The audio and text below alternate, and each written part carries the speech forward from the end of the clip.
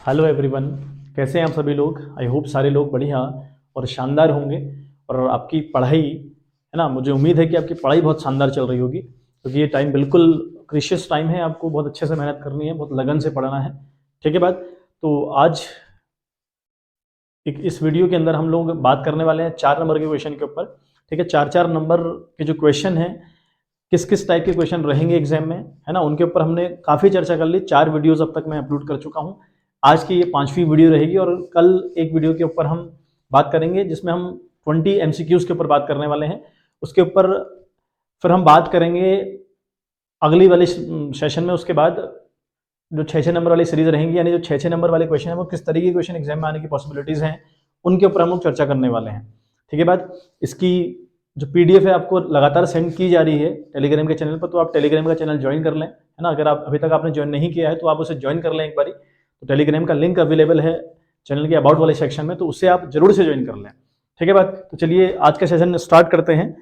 Question number first देखो, आपसे कह रहा है that on 1 April 2021 JK Limited issued 8,009% debenture of ₹100 each at a discount of 6% redeemable at a premium of 5% after 5 years। यानी क्या हुआ, JK लिमिटेड ने 8,009% डिबेंचर इशू किए। 100 रुपए का वो डिबेंचर रहेगा, लेकिन JK लिमिटेड कंपनी उसको 6% के डिस्काउंट पर इशू कर रही है बच्चा। ठीक है बात। उसके बाद 5 साल बाद ये जो डिबेंचर्स हैं ये रिडीम होने जाएंगे, मतलब इनकी पेमेंट कर दी जाएगी, इनको पे बैक कर दिया जाएगा। बट वो पे बैक किया जाएगा 5% के प्रीमियम पर। बात करता है आगे, pass general entries for the issue and payment of interest on debenture for the year ended 31 March 2022। यानी इशू ऑफ डिबेंचर की जो एंट्री रहती है उसके रिगार्डिंग हमें एंट्रीज करनी है। और दूसरी बात क्वेश्चन ने हमसे कही है तो इंटरेस्ट भी आपको पे करना है और उस इंटरेस्ट की एंट्री भी आप लोग को दिखानी है। ठीक है बात। चलिए हम लोग बात कर लेते हैं क्वेश्चन क्या कहना चाह रहा है हमसे। तो अल्टीमेट लेवल पर हम लोग देखें तो JK लिमिटेड ने 8,000 डिबेंचर इशू किए हैं। ठीक है बात। और वो जो 8% डिबेंचर है वो 9% वाले डिबेंचर्स हैं, यानी वो 9% वाले डिबेंचर रहेगा, यानी उन पर जो इंटरेस्ट रहेगा, जो उनका कूपन रेट है वो 9% रहता है। अगर 9% किसी के आगे लिखा है तो इसका ये मतलब हुआ कि उस डिबेंचर पर पर्टिकुलरली 9% इंटरेस्ट भी पे किया जाएगा। फिर बात कर देंगे इंटरेस्ट के साथ साथ ये जो डिबेंचर है वो 100 रुपए का डिबेंचर है, जिसको कंपनी 6% के डिस्काउंट पर इशू कर रही है। पहली बात है ना, यानी आपको इशू करते वक्त भी 6% का नुकसान हो रहा है, तो इस नुकसान की एंट्री आपको करनी पड़ती है। देन लिखा है कि after 5 years it will be redeemable, ये 5 साल बाद रिडीम किए जाएंगे, और रिडीम किए जाएंगे 5% के प्रीमियम पर। मतलब यह है कि आपने 100 का डिबेंचर इशू किया तो सामने वाले आपको 100 रुपए दिए, लेकिन आप जब पेमेंट करोगे उसको 105 रुपए की पेमेंट आप करने वाले हैं। 5% प्रीमियम पर ये रिडीमेबल होंगे। का ये मतलब हुआ कि जो डिबेंचर 100 रुपए का है बच्चे, वो आपने 105 रुपए उस डिबेंचर के लिए चुकाने हैं आपने। तो 5 का नुकसान आपको यहाँ भी हो रहा है। और दूसरी बात इसने क्वेश्चन ने कही है दैट हमको एंट्रीज पास आउट करनी है। एक तो इशू ऑफ डिबेंचर की, यानी जो इशू ऑफ डिबेंचर हम करेंगे उसकी एंट्री किस तरीके से रहने वाली है वो हमने करना है। एंड सेकंड, जो इंटरेस्ट ऑन डिबेंचर रहेगा वो हम किस तरीके से देने वाले हैं, इसके ऊपर भी हमको बेटे बात करनी है। ठीक है बात। आई होप इतनी बात क्लियर हुई। क्वेश्चन का जो बेस है वो ये है। ठीक बात। चलिए बात करते हैं क्वेश्चन के ऊपर कि किस तरीके से हम लोगों ने क्वेश्चन सॉल्व करना है और क्वेश्चन को स्टार्ट कैसे करना है। देखिए, तो आप फॉर्मेट बनाएं, पूरे ऊपर से लिखें general of JK limited. JK limited की बुक्स में सारी एंट्री हो रही है। यहाँ पर आपने डेट पर्टिकुलर LF और अमाउंट का कॉलम बनाना है, डेट भी आपने डालनी है। ठीक है। तो जब आप इशू करेंगे वहां पर डेट रहेगी 1 अप्रैल की, और बाकी जब आप इंटरेस्ट ऑन डिबेंचर देंगे वो 31 मार्च की डेट उस पर रहने वाली है। ठीक है बात। चलिए मैं डेट आपको बता दूंगा, डेट कौन कौन सी कितने कितने आने वाले हैं, डेट का हम लोग लिख लेंगे। तो पहले हम बात करेंगे 1 अप्रैल की। ठीक है, 1 अप्रैल, और जो भी उसमें गिवन है 2021 की बात हो रही है, तो 2021 को उसने इशू की है डिबेंचर। अब डिबेंचर इशू करने की भाई एंट्री क्या होती है, तो हम पहली बात करें तो हमारी पहला होगा बैंक अकाउंट डेबिट, क्योंकि पैसा बैंक में आ रहा होगा, डिबेंचर का जितना भी होगा वो देख लेंगे, है ना। बैंक अकाउंट डेबिट करें। 2 हम करेंगे डिबेंचर एप्लीकेशन एंड अलॉटमेंट। ठीक, एंड अलॉटमेंट। तो अलॉटमेंट और एप्लीकेशन वाला मामला साथ किया जाएगा, क्योंकि सारा पैसा साथ आ रहा है। मतलब कहीं ऐसी क्वेश्चन ने जिक्र नहीं कर रखा कि भाई एप्लीकेशन पर कितना आएगा, अलॉटमेंट पे कितना आएगा, कॉल पे कितना आएगा, ऐसा कुछ गिवन नहीं है। तो जहां पर एक साथ पैसा हमारे पास आता है वहां पर आपने डिबेंचर एप्लीकेशन या अलॉटमेंट करना है। चाहे वो डिबेंचर की बात हो या फिर वो शेयर की बात हो, आपने हमेशा एप्लीकेशन एंड अलॉटमेंट एक साथ लिखना होता है। ठीक बात। अब बात करें कितने डिबेंचर है भाई, 8,000 डिबेंचर हैं। ये डिबेंचर है 8,000। ठीक बात। ये डिबेंचर आपके पास अल्टीमेट लेवल पर 8,000 है, इन पे आने थे 100 रुपए, लेकिन आपने क्या करा, आपने 6% का डिस्काउंट दिया सामने वाले को कि भाई 6% कम देना आप। तो 100 का अगर आप 6% निकालते हैं तो वो आता है 6 रुपए। तो आपने 100 पे इशू ना करके बच्चे ये इशू किए 94 में। ठीक है बात, आई होप बात क्लियर हो रही होगी। तो ये आपने 94 में इशू किए, तो जो अमाउंट आएगा बैंक में वो आएगा 8,000। ठीक है, जो बैंक में हमारा अमाउंट आने वाला है बच्चे वो आने वाला है 8,000 इंटू 94। ठीक है, इंटू 94 अगर हम करेंगे तो ये आ रहा है 7,52,000 रुपए। ठीक है बात, ये बात हो रही है अल्टीमेट लेवल पर 7,52,000 रुपए की। तो यहाँ पर भी आपका 7,52,000 आएगा बच्चे। क्लियर है बात। तो पहली एंट्री हम इस तरीके से करने वाले हैं, bank account debit to debenture application and allotment account debit किया, क्रेडिट किया हम लोगों ने। 100 का डिबेंचर हमने बेटा दिया है सामने वाले को 94 में, तो इसलिए हम 94 से उसको मल्टीप्लाई कर रहे हैं। ठीक बात, चलें नरेशन हम लोग लिखेंगे इसमें, being application and allotment money receive on 8,000 9% debenture of ₹94 each. तो यहां पर आप लिख देंगे कि भाई 94 में इशू किए गए थे। ठीक है बात आई होप क्लियर भी होगी। अगेन हम बात करें तो फिर एंट्री अगली वाली अप्रैल 1 को ही होगी, है ना। अगली वाली एंट्री भी हम 1 अप्रैल को करने वाले हैं। इन्हें हम ट्रांसफर करेंगे अभी डिबेंचर होल्डर्स के अकाउंट में, तो हम लिखेंगे उसके लिए, ठीक है, हम लिखेंगे debenture application and allotment account debit and allotment account हम लोग डेबिट करने वाले हैं विथ ₹7,52,000। ठीक बात। अब एक बात देखें आप एक बात समझें आप, जब आपने डिबेंचर इशू किया था ना बच्चे, जब आपने डिबेंचर इशू किया था 100 का डिबेंचर आपने इशू किया 94 में, तो यहां पर आपको जो लॉस हुआ इशू करते वक्त, जो आपको लॉस हुआ बच्चे वो हुआ आपको 6 रुपए का। एक बात, ठीक है, जब आपने डिबेंचर इशू किया तो आपको 6 रुपए का लॉस हुआ। अच्छा, फिर एक बात लिखी थी कि ये रिडीमेबल होगा 5% के प्रीमियम पर। ये 5% के प्रीमियम पर रिडीम भी किया जाएगा, मतलब हुआ रिडीम का पे बैक करना, दोबारा से उसकी पेमेंट कर देना। तो जब हम पेमेंट करेंगे वो 5% के प्रीमियम पर होगा, मतलब डिबेंचर तो 100 रुपए का है ना। 100 का अगर 5% निकाला तो आता है 5 रुपए, तो हमें देना पड़ेगा अल्टीमेट लेवल पर 105 रुपए। 100 रुपए लिए हैं सामने वाले से, लेकिन देना पड़ रहा है 105 रुपए। तो जो 5 रुपए एक्स्ट्रा हम दे रहे हैं ना, जो 5 रुपए हम एक्स्ट्रा दे रहे हैं वो भी हमारा लॉस है। तो अल्टीमेट लेवल पर आपको अगर देखें तो आपको 6 11 रुपए की लॉस हो रही है बच्चे, और लॉस की एंट्री आपको आज के दिन करनी पड़ती है। ठीक है बात। जो लॉस है ना बेटे 6 इशू करते वक्त होगी, 5 रिडीम करते वक्त जो लॉस होगी आपको, हुई तो नहीं है लेकिन होगी फ्यूचर में, तो उसको आज के टाइम पे रिकॉर्ड करना पड़ता है। आज के टाइम पे रिकॉर्ड क्यों कर रहे हैं, क्योंकि जो लॉस है 5 रुपए की उसकी वजह आज है, that's why we are recording it today. ठीक है बात। तो यहां पर हम एक एंट्री और करेंगे लॉस। ठीक है, हम लिखेंगे loss on issue of debenture. तो हमें इशू ऑफ डिबेंचर यानी loss on issue of debenture. ठीक है बात, ये हम करने वाले हैं बच्चे। तो अल्टीमेट लेवल पर देखेंगे अभी कितना आएगा। अब बात करें to 9% debenture account, 9% debenture account भी हम करेंगे। डिबेंचर अकाउंट में तो कितना डालेंगे, डिबेंचर होल्डर से हमने कहा था कि तू 100 की चीज 94 में ले ले, लेकिन हम तेरे को मालिक 100 से बनाएंगे। तो अगर मालिक 100 से बनाएंगे तो उसको 8,000 डिबेंचर दिए गए हैं, दिया गया था 94 पर, लेकिन मालिक उसको 100 रुपए से बनाना है, उसको मालिक बनाना है बच्चे 100 रुपए से। ठीक है बात। तो 8,000 इंटू 100 अगर आप करेंगे तो आएगा बच्चे 8 लाख रुपए। तो ये आपका 8 लाख रुपए आने वाला है। ठीक है बात। अब बात करें, हमें देखो कितनी लॉस हुई, 6 रुपए की लॉस हुई हमको इशू करते वक्त, कितने पर 8,000 डिबेंचर पे 6 की लॉस इशू करते वक्त, क्योंकि डिस्काउंट पे दिया है। तो 40,000 हो गया है ना, तो 48,000 तो ये हुआ आपका। अच्छा, उसके बाद 8,000 डिबेंचर पर जब रिडीम करने जाएंगे ना बच्चे, 5 रुपए की लॉस फिर होगी, मतलब 8 पंजे 40, तो ये आपको नुकसान हुआ। अल्टीमेट लेवल पर आपका जो नुकसान है वो है बेटा 88,000 का नुकसान। तो अब यहाँ पर 88,000 लिखने वाले हैं। ठीक है, loss on issue of debenture. अब एक बात समझें, जो प्रीमियम ऑन रिडेम्पशन रहता है ना, जो ये 5 रुपए का लॉस है, उसको आपने आज तो दिखाया, डेबिट तो किया, लेकिन यही 5 रुपए का लॉस अभी हुआ तो नहीं है ना। ये तो 5 साल बाद जब रिडीम करेंगे तब होगा ना, लेकिन आज इसको रिकॉर्ड क्यों किया, क्योंकि वजह आज थी इसलिए। तो अगर जब भी हम प्रीमियम पर रिडीम करते हैं उसकी एंट्री हम डेबिट भी करते हैं और क्रेडिट भी करते हैं, ताकि हमको पता रहे कि 5 साल बाद एक नुकसान है हमारा जो होने वाला है, उसको रिकॉर्ड आज करना पड़ेगा। तो लिखेंगे आप to premium on redemption, to premium on redemption, आप इसको आज रिकॉर्ड करके लिख देंगे। तो ये क्रेडिट करेंगे आप बच्चे, कितने का था देखें, 48 तो था आपका इशू ऑफ डिबेंचर वाला, यानी जब इशू कर रहे हैं डिस्काउंट पे उसका लॉस था। ये 40,000 आपका प्रीमियम पर जब रिडीम करने जाएंगे तब का लॉस है। तो यहाँ 40,000 भी बच्चे आप रिकॉर्ड करने वाले हैं। ठीक है बात, आई होप बात क्लियर हुई होगी। ठीक है बात। तो ये अल्टीमेट मामला आपका रहेगा बच्चे। ठीक है, तो एंट्री हमारी कंप्लीट हुई। नरेशन आप इस पर लिखने वाले हैं, being 8,000 9% debentures each allotted at a discount of 6% and redeemable at a premium of 5%। दोबारा सुन लें आप, ये आपने लिखनी है एग्जाम में। तो आप लिखेंगे being 8,009% debentures each allotted at a discount of 6% and redeemable at a premium of 5%। ठीक है बात, तो ये चीज आपने रिकॉर्ड करनी है बच्चे। चलिए आगे हम समझते हैं कार्यक्रम, आगे का कार्यक्रम कैसे चलेगा हमारा।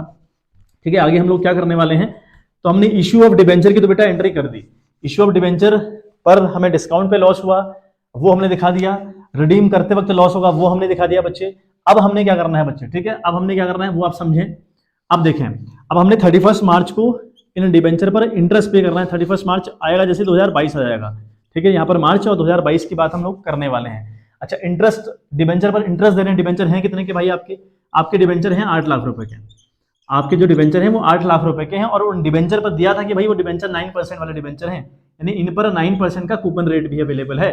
तो 8 9 होता है 72, है ना, तो 72,000 रुपए का आपको इंटरेस्ट भी डिबेंचर होल्डर को देना पड़ेगा। अभी जो 72,000 रुपए ना बच्चे, वो कंपनी के लिए लॉस है। अगर लॉस है तो कंपनी इसको डेबिट करेगी। तो क्या लिखेगी कंपनी लिखने वाली है interest on debenture account, interest on debenture account company debit करेगी विद ₹72,000। अच्छा, ये किसको जा रहा है, ये जाएगा जिसके पास डिबेंचर है, जिसके पास डिबेंचर है उसको बोलते हैं डिबेंचर होल्डर। तो लिखें टू डिबेंचर होल्डर अकाउंट। ठीक है, डिबेंचर, ठीक है, होल्डर अकाउंट, ये डिबेंचर होल्डर अकाउंट के पास चला जाएगा 72,000 रुपये। ठीक बात, तो यहाँ पे लिखेंगे बीइंग इंटरेस्ट ऑन डिबेंचर, है ना, due, being interest on debenture due आप लिख देंगे। अगेन 31 मार्च को ही आपको डिबेंचर होल्डर को पेमेंट करनी है। तो डिबेंचर होल्डर को जब पेमेंट करेंगे तो डिबेंचर होल्डर रिसीवर रहेगा, जो जिसके पास डिबेंचर है वो डिबेंचर होल्डर हुआ, और जब हम पेमेंट करने जाएंगे ना तो डिबेंचर होल्डर हमारा रिसीवर होगा। एंड नियम था receiver always goes to debit side. तो यहाँ पर हम लिखेंगे डिबेंचर होल्डर अकाउंट डेबिट, हम लोग लिखने वाले हैं डिबेंचर होल्डर, ठीक है बात, डिबेंचर होल्डर अकाउंट हम लोग करने वाले बच्चे डेबिट विद ₹72,000। ठीक बात, और टू बैंक, ये पेमेंट की एंट्री हो गई। ठीक है, टू बैंक, यहाँ पर नरेशन हम लोग लिख देंगे बच्चे being interest on debenture paid. ठीक है बात, यहाँ पर हम लोग लिखने वाले हैं being interest on debenture paid. चलिए एक एंट्री और हम लोग करेंगे 31 मार्च को ही सेम डेट पे। क्या, जो डिबेंचर है ना, जो इंटरेस्ट ऑन डिबेंचर है, देखें हमारा डिबेंचर होल्डर यहाँ क्रेडिट था, यहाँ डेबिट हुआ, इसका इंपैक्ट खत्म हो गया, रहा हमारा बैंक, है ना, और यहाँ पर इंटरेस्ट ऑन डिबेंचर रहा। जो इंटरेस्ट ऑन डिबेंचर है, ये जो लॉस हमको है, जो इंटरेस्ट देने से हमको लॉस हो रहा है कंपनी को, कंपनी इस लॉस को ट्रांसफर करती है statement of profit and loss में। तो इसे हम ट्रांसफर करते हैं, ये डेबिट है, इसे हम अब क्रेडिट कर देंगे। तो डेबिट क्या करेंगे भाई, प्रॉफिट एंड लॉस अकाउंट को डेबिट करने वाले हैं। तो लिखेंगे स्टेटमेंट ऑफ, है ना, लिखेंगे स्टेटमेंट ऑफ पीएनएल अकाउंट। ठीक है, statement of PNL account debit जाएगा बेटे विथ ₹72,000। टू आपका जाएगा इंटरेस्ट ऑन डिबेंचर, टू जाएगा इंटरेस्ट ऑन डिबेंचर। तो ये आपकी एंट्री हुई ट्रांसफर करने की, और ये लॉस आपको एट एनी कॉस्ट ट्रांसफर करनी पड़ती है। ठीक है बात, तो statement of profit and loss account आपने 72,000 किया, to interest on debenture account भी आपने 72,000 रुपए किया। ठीक है बात, तो यहाँ पर आप लिख देंगे being interest on debenture transfer to statement of profit and loss account. तो ये क्वेश्चन इस तरीके से बच्चे सॉल्व हुआ। ठीक है, नरेशन का ध्यान रखिएगा, फॉर्मेट का स्पेशल ध्यान रखिएगा कि किस तरीके से हम लोगों ने करना है ना। तो मेरे पास थोड़ा जगह का इश्यू रहता है, दूसरा टाइम का इश्यू रहता है, काफी लेंदी वीडियोस अदरवाइज हो जाती है। तो फिर सबसे मेन प्रॉब्लम बेटा व्हाइट बोर्ड का है, उतनी जगह बचती नहीं है बोर्ड पे। ठीक है बात, तो चलिए नेक्स्ट क्वेश्चन के ऊपर हम लोग बात करते हैं। इसका स्क्रीनशॉट आप ले लें, समझ लें इस क्वेश्चन को अच्छे से, और क्वेश्चन बहुत इंपॉर्टेंट है। ठीक है, डिबेंचर के रिगार्डिंग जितने भी क्वेश्चन बन सकते हैं ना एग्जाम में आने की, जिनकी पॉसिबिलिटी है, या मैं ये कहूँ कि जो एग्जाम में कंफर्म तौर पर आने वाले हैं, जिस तरीके के क्वेश्चन आने वाले हैं, उस टाइप के क्वेश्चन, उतनी वैरायटी क्वेश्चन आपको मैंने करवा दिए हैं। ठीक है बात, फिर हम अब 6 नंबर के ऊपर मूव करेंगे। काफी टाइम हम लोग के पास कम है ना, अल्टीमेट लेवल पर 30 दिन मैं कहूँगा आज से बचे हुए हैं। उन 30 दिनों को अच्छे से यूटिलाइज करना है। आपने काफी सब्जेक्ट पढ़ने हैं, काफी मेहनत और शिद्दत से आप लगे रहिए, और जितने भी वीडियोस हैं रेगुलर देखिए, बने रहिए, पीडीएफ को डाउनलोड करिए, खुद से क्वेश्चन लगाने का प्रयास करिए, तो फिर आपको दिक्कत एग्जाम में नहीं आएगी। चलिए हम लोग नेक्स्ट क्वेश्चन के ऊपर बात करते हैं। तो क्वेश्चन आप देखिए हमसे क्या कह रहा है। क्वेश्चन कहता है कि Snehal, Suchita and Sindhu were partner sharing profit and losses in the ratio 3:2:1। The firm was dissolve on 31 March 2022। ये फर्म डिसॉल्व करती है खुद को 2022 को, है ना। After transfer the assets and liabilities to the realisation account, the following transaction took place. यानी सारी एसेट्स और लाइबिलिटीज को रियलाइजेशन अकाउंट के अंदर भेजने के बाद ठीक है बात, कुछ ट्रांजैक्शन फिर से टुक प्लेस हुए, कुछ दोबारा से इवेंट हुए, उन इवेंट्स को आपने रिकॉर्ड करना है। Give general entries in the books on dissolution of the firm. Firm को डिसॉल्व करते वक्त कुछ एंट्री हम लोगों ने फिर से करनी है। चलिए, तो ये क्वेश्चन डिसोल्यूशन वाले चैप्टर से है, और डिसोल्यूशन वाले चैप्टर से एक 4 नंबर का क्वेश्चन बेटा कंफर्म है, तय है। ठीक है बात, जितने केसेस आपको करवाए जा रहे हैं इन केसेस से क्वेश्चन आना बिल्कुल तय है। देखें, तो जो बहुत इंपॉर्टेंट हम लोग को बात समझनी है बच्चे, वो ये एक समझनी है कि जब भी हम फर्म को डिसॉल्व करते हैं ना, जब भी हम फर्म को डिसॉल्व करते हैं, एक बात आप समझें, जब भी हम फर्म को डिसॉल्व करने बैठते हैं, जब हम फर्म को डिसॉल्व करते हैं, तो हमें एक सिंपल सी बात याद रखनी है बच्चे। तो ये बात हमें क्या याद रखनी है भाई, जब हम डिसोल्यूशन करें तो हमारे पास, देखें हम लोग, हमारे पास 3 पार्टी हैं, first party, second party and third party. हमारे पास 3 पार्टी होती हैं जब अभी हम फर्म को डिसॉल्व कर रहे हैं। ये मैं बात कर रहा हूँ लाइबिलिटी के रिगार्डिंग, ये बात हो रही है लाइबिलिटी के रिगार्डिंग। तो लाइबिलिटी के रिगार्डिंग अगर मैं बात करूं तो लाइबिलिटीज के टाइम पर हमारे पास 3 पार्टी हैं, first party, second party, third party. First party कौन कौन है? वो सारे लोग जिनके कैपिटल फर्म के अंदर लगी है, ओनर लोग, यानी जो ओनर है कंपनी के, वो सारे के सारे फर्स्ट पार्टी वाले लोग हैं। बात करें सेकंड पार्टी कौन है भाई, सेकंड पार्टी का मतलब हुआ रिलेटिव्स। किसके रिलेटिव? जो ओनर लोग हैं उनके रिलेटिव को हम कहते हैं बच्चे सेकंड पार्टी। थर्ड पार्टी हम कहते हैं एक्सटर्नल वाले लोगों को, जो बाहर के लोग हैं, जो बाहर के लोग हैं। अब जब हम लोग लाइबिलिटी पे करने जाएंगे ना, जब हम लाइबिलिटीज का अमाउंट पे करने बैठेंगे तो हम क्या देखें, तो जो ये सेकंड पार्टी है और थर्ड पार्टी है, इन दोनों को भेज दिया जाता है कहां? रियलाइजेशन अकाउंट के अंदर। तो अब एक बात याद रखें कि जब सेकंड पार्टी और थर्ड पार्टी की बात हो रही होगी तो इन लोगों की एंट्री उनके नाम से नहीं होती, बल्कि उन नामों के बदले हम एक नाम यूज कर रहे होते हैं जिसका नाम रियलाइजेशन अकाउंट होता है। बात करें फर्स्ट पार्टी, जितनी भी चीजें फर्स्ट पार्टी की होती हैं, फर्स्ट पार्टी के रिगार्डिंग आप कभी भी रियलाइजेशन अकाउंट यूज नहीं करेंगे, आप हमेशा उन लोगों का नाम यूज करने वाले हैं। ठीक है बात करें ऐसे ही एसेट्स वाले टॉपिक की, कि एसेट्स के रिगार्डिंग क्या होता है भाई, जितनी भी दुनिया भर के एसेट्स कंपनी के पास हैं, वेदर रिकॉर्डेड और अनरिकॉर्डेड, ठीक है उनको भी आपने ट्रांसफर किया होता है रियलाइजेशन अकाउंट के अंदर। अल्टीमेट लेवल पर अपनी एसेट्स और लाइबिलिटीज दोनों, लाइबिलिटी फर्स्ट पार्टी की नहीं, सिर्फ सेकंड और थर्ड पार्टी की, और सारी एसेट्स एक कमरे में बंद हैं, वो है रियलाइजेशन अकाउंट। तो सारी की सारी एंट्री रियलाइजेशन अकाउंट के नाम से ही होंगी। ठीक है बात, चलिए आगे हम लोग बढ़ते हैं, है ना। क्वेश्चन का जो आगे का प्रारूप है वो समझते हैं कि क्वेश्चन क्या कह रहा है हमसे। ठीक है बात, तो ये इंपॉर्टेंट था बेटा, ये इंपॉर्टेंट टॉपिक आपको याद होना चाहिए कि रिलेशन के रिगार्डिंग ये बहुत इंपॉर्टेंट बात है, ये बात आपको याद होनी चाहिए। चलें हम समझें अगली बात। क्वेश्चन पहला कहता है कि Suchita's loan to the firm 30,000 was settled at ₹28,500। यानी देखो सुचिता एक पार्टनर है ना, सुचिता है एक पार्टनर। सुचिता ने फर्म को 30,000 रुपए का लोन दिया और इस 30,000 को फर्म ने 28,500 देकर सेटल कर दिया। ठीक बात, पहली बात, सुचिता फर्म की पार्टनर है। अगर फर्म की पार्टनर है मतलब फर्स्ट पार्टी है, अगर फर्स्ट पार्टी है तो इस सुचिता के लिए आप रिलेशन अकाउंट यूज नहीं करेंगे। अब देखें, जब सुचिता ने फर्म को लोन दिया होगा ना, तो आपने एंट्री क्या कर रखी होगी, आपने एंट्री करी होगी, देखो मैं आपको पूरा बेस समझा दूं इसका, आपने एंट्री करी होगी bank account debit to Suchita's loan, आपने कर रखी होगी bank account debit to Suchita's loan. तो जब आप सुचिता का लोन आज देने जाएंगे ना, जब उसको सेटल करेंगे तो सुचिता को आपने डेबिट करना है। तो पहली एंट्री आप लोग करने वाले हैं सुचिता। ठीक है बात, आप करेंगे Suchita's loan account debit, Suchita's loan account debit आप करें विद ₹30,000 के साथ। ठीक है बात, फिर हम टू बैंक करें, हम बैंक के थ्रू उसको पेमेंट कर देंगे, तो लिखेंगे यहाँ पर 28,500। ठीक बात, अब क्रेडिट साइड की बात करें तो यहाँ 1,500 रुपए का, सॉरी 28,500 है, तो अल्टीमेट लेवल पर यहाँ 1,500 रुपए का झोल हो रहा है। तो जितने भी झोल रहते हैं ना, उन झोलों को कैसे सही करना है, या फिर ऐसे आप याद रख लें कि भाई अगर 1,500 कम देने पड़े तो बेनिफिट हुआ, और बेनिफिट या नुकसान आपको हमेशा रिलेशन अकाउंट में ट्रांसफर कर देना होता है whenever you are dissolving your firm.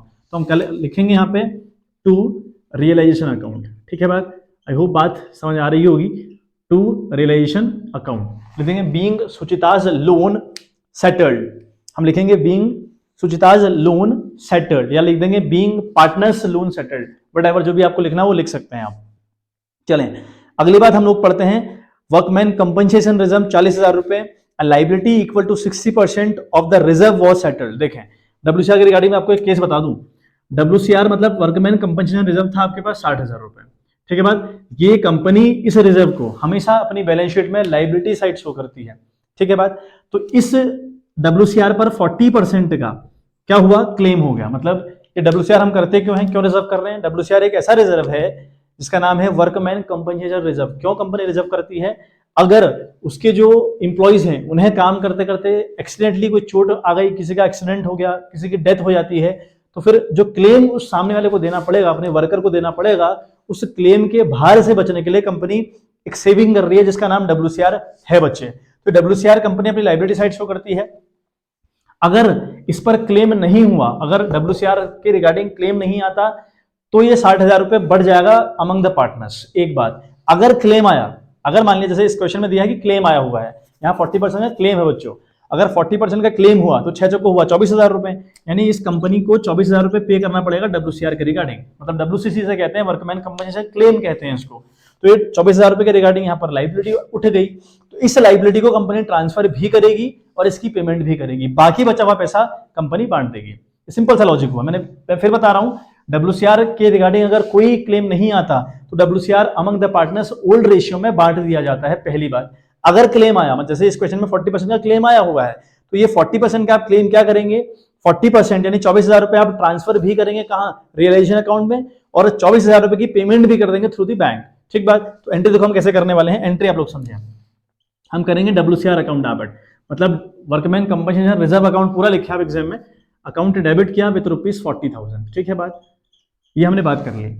ठीक है बात, WCR अकाउंट डेबिट किया, और मैंने कहा जो 24,000 रुपए है वो ट्रांसफर किया जाएगा कहां, रियलाइजेशन अकाउंट में, तो लिखेंगे to realisation account, to realisation account. उतनी ही लाइबिलिटी आप ट्रांसफर करते हैं जितनी बच्चे WCR के यानी अराइज होगी, तो 24,000 रुपए अराइज हुई है। ठीक है, बाकी जो पैसा बचा वो हम तीन पार्टनर हमारे पास हैं, वो तीन पार्टनर आपके हैं बच्चे, स्नेहल, एक है स्नेहल, ठीक है, एक है स्नेहल्स कैपिटल अकाउंट कर देंगे, तो स्नेहल्स कैपिटल अकाउंट टू, उसके बाद बात करें सुचिता है, टू सुचिताज कैपिटल अकाउंट।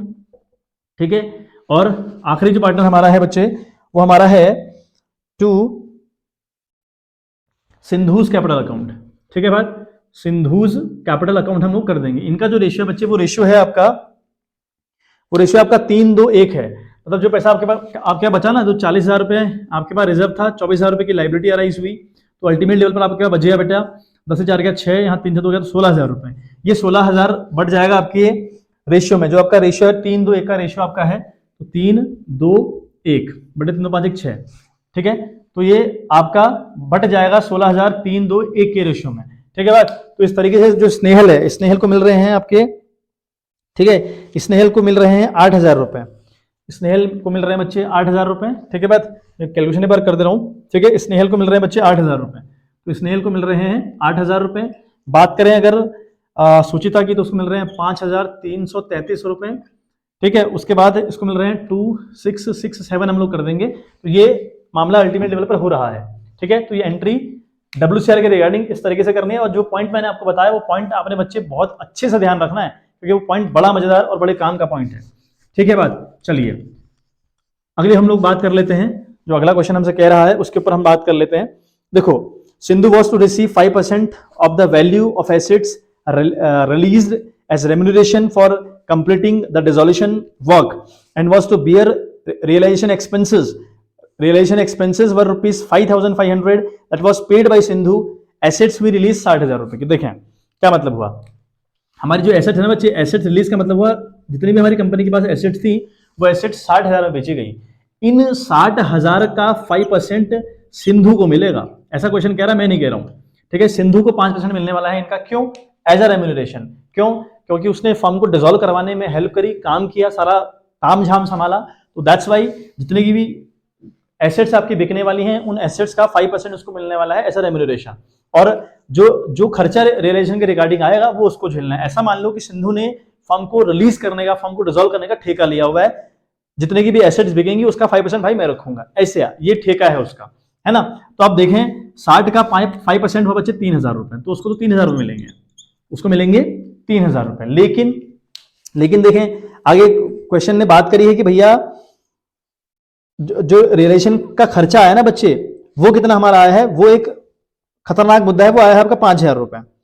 ठीक है बात, वो आपका आया है 5,000 रुपए, और लिखा है देखो क्या लिखा है, सिंधु वॉज टू रिसीव 5% लिखा है, ठीक है, देखें थर्ड अगर हम बात देखें तो क्या मतलब हुआ, सिंधु ने एसेट्स बेची हमारी 60,000 रुपए की, 60 का 5% हमको देना है 3,000 रुपए उसको, सिंधु को, क्योंकि ऐसा डील हमारी बात हुई थी। उसके बाद कहा है कि जो रिलेशन का जो खर्चा है ना वो 5,500 रुपए आया खर्चा, और खर्चा किसने पे किया, सिंधु ने। इस खर्चे के जिम्मेदार हम नहीं है, इस खर्चे के जिम्मेदार फर्म नहीं है, हम मतलब फर्म नहीं है, इस 5,500 के जिम्मेदार सिंधु खुद है। सिंधु ने कहा था कि मुझे ठेका दे दो, जितना भी खर्चा वर्चा आएगा मैं झेलूंगा। अब लेकिन खर्चा उससे ओवर आ गया तो ये उसकी जिम्मेदारी हुई, हमको सिर्फ उसको 3,000 रुपए देने हैं, तो 3,000 रुपए हम दे रहे हैं उसको। अगर हम 3,000 रुपए उसको देंगे ना, ये 3,000 रुपए देने अगर सिंधु को पड़ेंगे तो सिंधु की बनी इनकम, और जब भी पार्टनरशिप के अंदर किसी पार्टनर की इनकम बनेगी वो पार्टनर पर्टिकुलरली क्रेडिट जाएगा। ठीक है बात, तो डेबिट किसे करें भाई, रियलाइजेशन, सारी एंट्री रिलेशन के नाम से होती हैं, वी नो वेरी वेल। तो रिलेशन अकाउंट हम लोग डेबिट करने वाले हैं।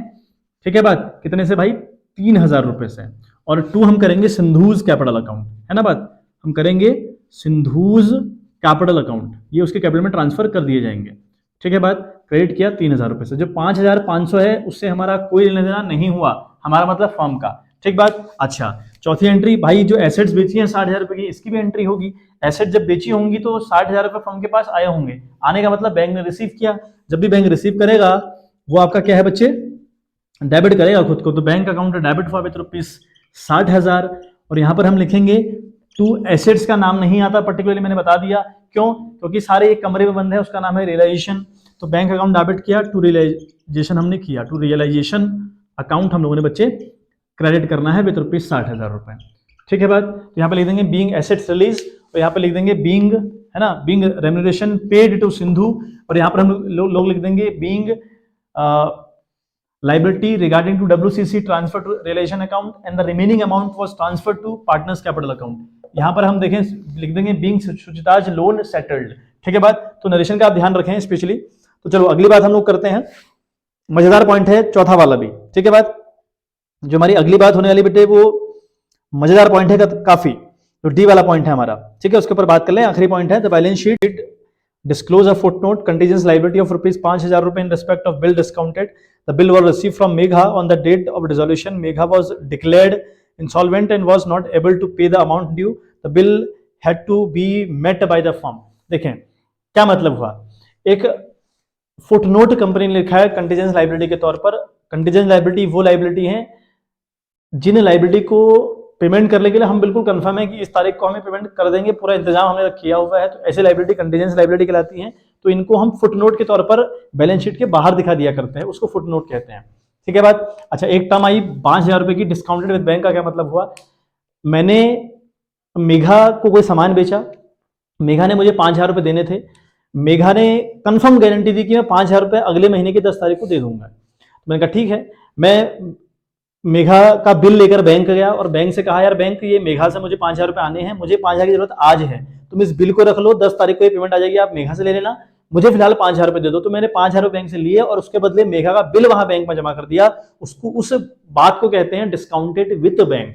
क्लियर है बात।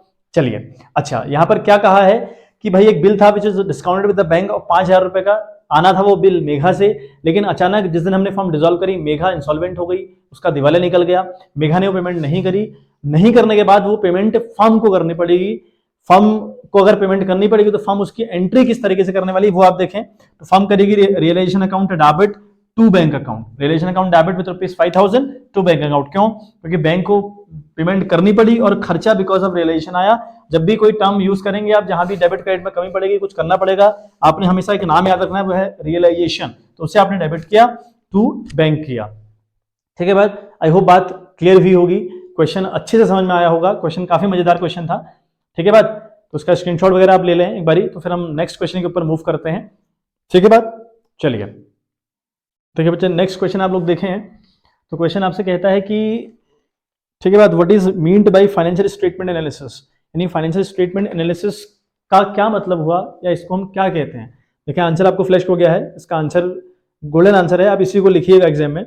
आंसर कहता है कि financial statement analysis is a systematic process of analysing the financial information in the financial statements to understand and take economic decision. तो बहुत बड़े आंसर इसका है कि जो फाइनेंशियल स्टेटमेंट है, एनालिसिस है, सिस्टमैटिक प्रोसेस है किसकी, of analysing the financial statement या फाइनेंशियल इंफॉर्मेशन को एनालाइज करने की एक सिस्टमैटिक प्रोसेस है in the financial statement to understand and take economic decision, यानी कंपनी की कंडीशन समझने के लिए या फिर इकोनॉमिक डिसीजन लेने के लिए बहुत ज्यादा इंपॉर्टेंट हुआ फाइनेंशियल स्टेटमेंट एनालिसिस।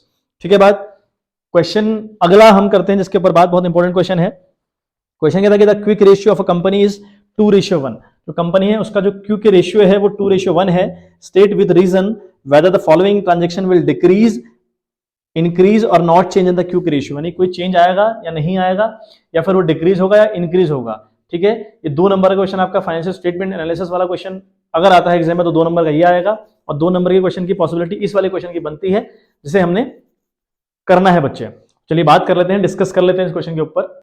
देखें बच्चे, तो क्विक रेशियो का हमें दिया है भाई, किसी कंपनी का जो क्विक रेशियो है ना वो कितना है, क्विक रेशियो दिया है हमें 2:1। ठीक बात।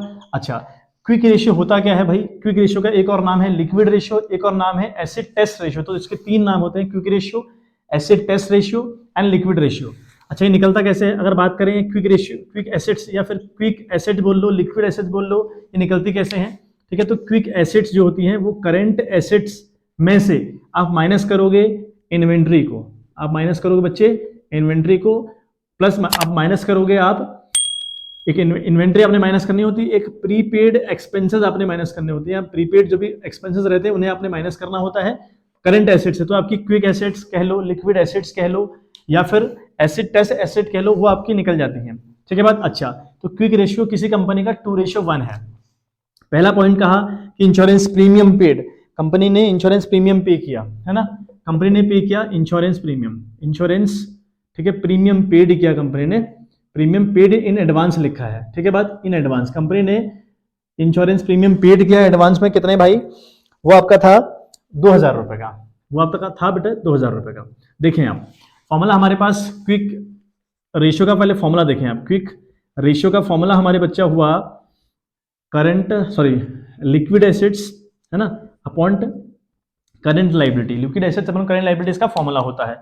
अब देखें, तो आपने क्या किया, इंश्योरेंस प्रीमियम पे किया, कितने का भाई 2000 रुपए का। जब आपने इंश्योरेंस प्रीमियम पे किया होगा ना 2000 रुपए का, तो आपका कैश चला गया होगा भाई, कैश तो डिक्रीज होगा ना 2000 रुपए से, कैश डिक्रीज होगा, और कैश पार्ट है लिक्विड एसेट्स का, लिक्विड एसेट्स का सिर्फ पार्ट नहीं है, इन्वेंट्री और प्रीपेड एक्सपेंसेस ये दोनों लिक्विड के पार्ट नहीं है, बाकी सारा लिक्विड का पार्ट होता है। करंट एसेट में जो भी आता है उनमें इन्वेंट्री और प्रीपेड को हटाओ, लिक्विड कही जाती है सारी की सारी एसेट्स।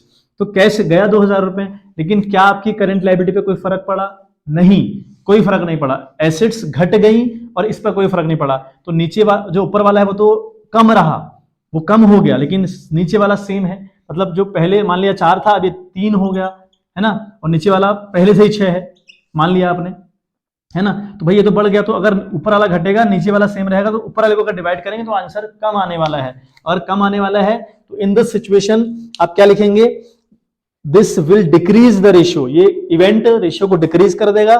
क्यों, as current assets decrease and there is no change in current liabilities, ये इसका बेटे आंसर हुआ। ठीक बात। अगली बात करते हैं सेकंड, कि अगले वाले में जो इवेंट है उस इवेंट से इस पे क्या फर्क पड़ेगा, परचेज ऑफ लूज टूल लिखा हुआ है। ठीक है, लूज टूल्स लिखा हुआ है, हम परचेज कर रहे हैं लूज टूल्स, है ना। कितने के लूज टूल्स परचेज कर रहे हैं बेटा हम लोग, वो हम कर रहे हैं 5100 रुपए के। तो 5100 रुपए के हमने लूज टूल खरीदे। लूज टूल मैंने कहा था कंपनी जितने भी औजार, छोटे मोटे जो औजार है ना, जो अपनी चीजों को ऑपरेट करने में कंपनी रखती है, उसको लूज टूल्स कहते हैं। आपने हैमर रखा हुआ है, स्क्रू ड्राइवर रखा हुआ है, मान लिया कोई कुल्हाड़ी कंपनी के अंदर रखी है, या ऐसा कोई भी चीज रखा हुआ है जिससे चीजों को ऑपरेट करने में आसानी, यानी चीजें बनने के बाद ऐसी कोई चीजें कहीं पर आपको चाहिए होती हैं, हैमर आपको कई बार चाहिए हो जाता होगा, तो हैमर के ब्लेड आपने रखेंगे वो आपको चाहिए हो जाते होंगे, तो ये जो सारी चीजें लूज टूल कहलाती हैं। ठीक है, कुल्हाड़ी, आड़ी, जो आरी आपने रखी है मान लिया, कुल्हाड़ा आपने रखा हुआ है मान लिया, स्क्रू ड्राइवर आपने रखे हुए हैं, पेचकस रखा हुआ है, प्लास रखा हुआ है, जितनी भी चीजें आपके पास है लूज टूल कहलाती हैं। लूज टूल जब खरीदा होगा 5100 रुपए का, तो भाई आपका लिक्विड एसेट्स कम हुआ होगा, क्योंकि इनके बदले आपने 5100 रुपए का दिया होगा, है ना। 5100 रुपए तो कम हो गए, यानी 5100 चले गए। और जो ये लूज टूल्स हैं, इन लूज टूल्स को बच्चे इन्वेंट्री कहते हैं।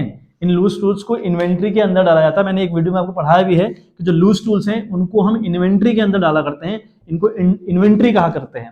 ठीक है बात। अब इन्वेंट्री तो पार्ट है ही नहीं किसका, लिक्विड एसेट्स का, यानी कैश लेकिन पार्ट है। जब कैश चला गया तो लिक्विड एसेट डिक्रीज हुई, करंट लायबिलिटी पे कोई फर्क नहीं पड़ा। तो यहां भी बच्चे ये डिक्रीज वाली सिचुएशन है, तो यहां भी आप लिखेंगे this will decrease the ratio as current assets decrease and there is no change in the current liabilities. तो ठीक है बात, तो ये 3 क्वेश्चन आपको आज करवा दिए गए, ठीक है बात। और जो रेशियो के रिगार्डिंग, ठीक है, मैं कुछ क्वेश्चन फिलहाल उनके ऊपर वर्कआउट कर रहा हूं। तो जो क्वेश्चन बहुत ज्यादा इंपॉर्टेंट क्वेश्चन है उनकी सेपरेट तरीके से 1-2 वीडियोस आपके लिए डाल दी जाएंगी, ठीक है बात। तो जैसे 6 नंबर वाली सीरीज हमारी कंप्लीट रहेगी, उसके बाद रेशियो के ऊपर हम लोग स्पेशल काम कर लेंगे। कुछ क्वेश्चन मैंने आपको करवा रखे हैं रेशियो के, उनके ऊपर आप काम करिए। बाकी सेपरेट आपको वीडियो बीच बीच में आ जाया करेंगी रेशियो के रिगार्डिंग, क्योंकि रेशियो के रिगार्डिंग मुझे काफी रिक्वेस्ट आ रही है कि सर थोड़ा सा कॉम्प्लिकेशन इसके रिगार्डिंग हो रही है, तो उसके ऊपर हम लोग बात कर लेंगे। आप निश्चिंत रहें इस बात पर, ठीक है बात। तो ये 3 क्वेश्चन आज अच्छे से प्रैक्टिस करें। चलिए मिलते हैं आपसे इन द नेक्स्ट वीडियो, तब तक के लिए bye bye, have a good day.